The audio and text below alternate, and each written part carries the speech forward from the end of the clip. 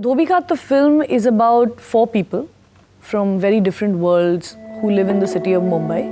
And it's also about the city and how the city finds its way into their lives. One of the ways that I thought I could explore the various layers in the city was to shoot it on multiple formats. Because I kind of felt a straight line narrative would restrict what we were trying to do, which was look at the multiplicity of perception of the city. You know, different people's gaze, different people's perspective, the different cities that exist within one city. So to do that, I felt it would be interesting if we had different visual textures. And that led me to use film, video, photography, and also painting. I've always been very interested in photography. I studied it when I was in film school, and I did a lot of it.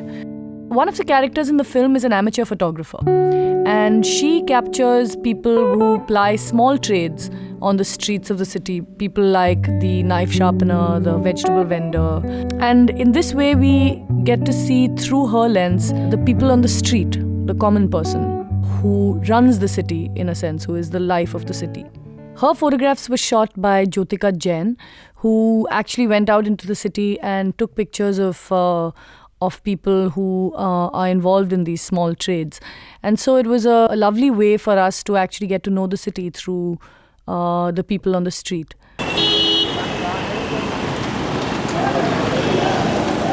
One of the characters captures the city on a home video camera. And this, for me, was one of the great ways to show the city, showcase the city from someone's naive point of view who hasn't ever lived in a city before, and not seem strange, because for people who've lived in the city, this is all things you see all the time. So both the video aspect of it and the black and white photography aspect of it, I myself have experimented with in the past.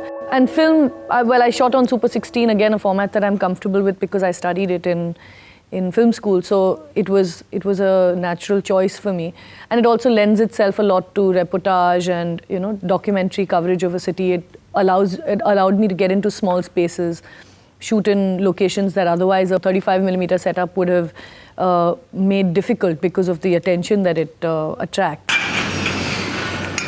One of the characters is a painter whose muse is the city, and so he draws from the city when creating his work. The city is an inspiration for him. Well, I'm not a very good painter. I love painting, but I'm really bad at it. So we requested Ravi Mandlik, actually, someone who's a very fine artist. And he really helped me with the body language and even how to use the brush and how to use different things to paint. Like he would use a sponge and he would use different things, you know. So he was on set to help me look like I was a painter. He was a person who was helping me look like I was a painter. How to use my hands and how to use the cloth and, you know, how to mix colors. And there has to be a certain confidence and certain ease with which you mix colors and the way you use them.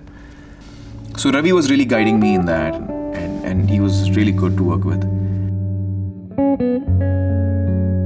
For the rest of Arun's work, we had a young artist, Sukanya Ghosh, do his work for his gallery. And so we worked together, Sukanya and I, and developed a couple of installations and a series of 10 or 12 paintings that could be part of his gallery work and represent what Arun calls his tribute to the people who make the city, who never really find a place in it, which is the construction workers and people who, you know, travel from city to city, building these big towers, but often being homeless themselves. So multiple formats actually lent itself to the diaryistic format of the film, which is each person's connection with Mumbai and with each other, which is why it's called Mumbai Diaries. And the multiple formats helped me do that. It helped me create these different realities and different worlds that exist in this big city.